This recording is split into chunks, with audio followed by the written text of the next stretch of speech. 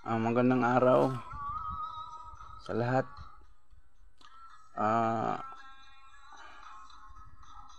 Yung hindi pa nakakaalam, ito ay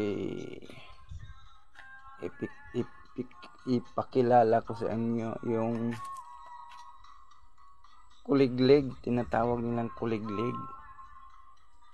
Ito ay pang kuliglig ng lupa, palayan. Sa palayan to. Pwede din itong pang-araro. Ito siya.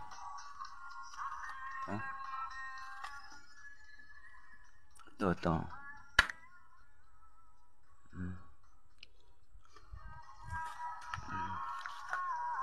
Makina yan. Ano? Pangkuliglig ang tawag nila nito.